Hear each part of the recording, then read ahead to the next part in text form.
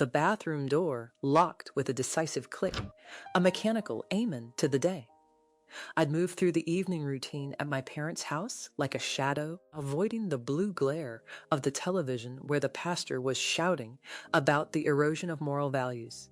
But inside this tiled sanctuary, under the hum of the ventilation fan, Kyle evaporated. I stood on the cold tile. The air raised gooseflesh on my arms, but I barely felt the chill.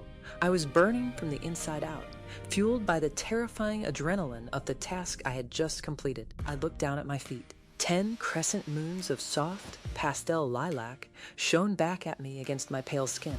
The polish was still tacky. The intoxicating smell of the solvent hung heavy in the air. It was the scent of permanence. Clothes could be shed in a panic. Makeup could be scrubbed away with a rough towel. But this was a stain. Morgan's velvet voice echoed in my mind. Even when you're in the shower or forced to be Kyle, you'll look down and see the truth. I wiggled my toes against the bath mat. The color was undeniable. It was a flag planted in occupied territory. Tomorrow, these toes would be shoved into stiff leather loafers and hidden inside thick black socks. Hidden from Mr. Grayson, hidden from the football team, hidden from my father. But I would know.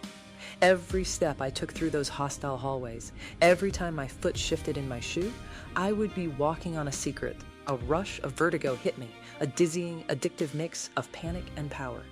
I was colonizing my own body. Slowly, I raised my eyes to the glass. The fluorescent bulb above the sink was usually unforgiving. It cast me in a sickly pallor, highlighting the awkward, hated angles of my frame. But tonight, I didn't see the boy.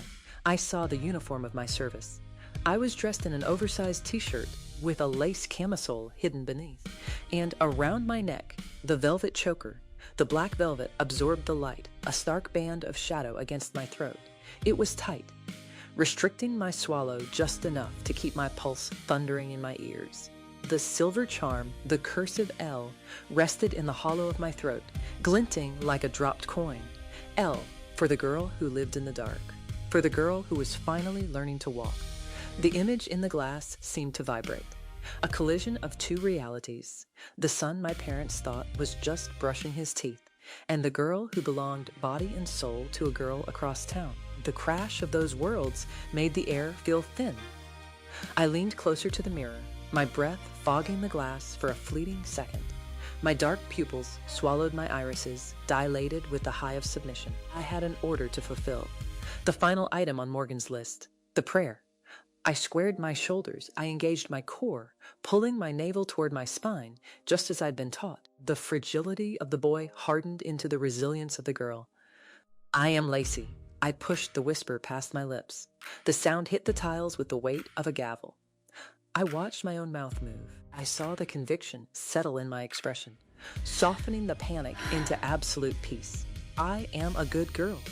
The confession felt truer than the name on my birth certificate. A good girl obeyed. A good girl endured the risk of the paint and the bite of the lace because she finally had a purpose. A single hot tear tracked down my cheek.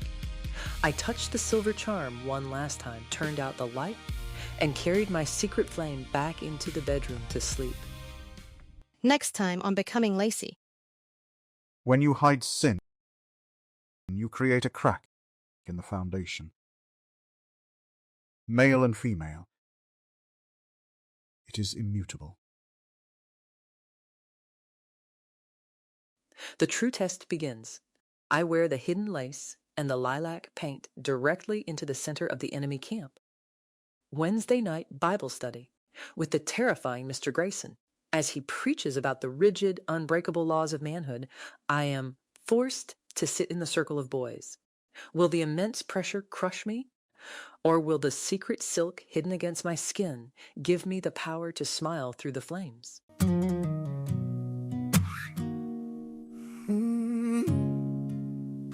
Oh, hello, Lacey.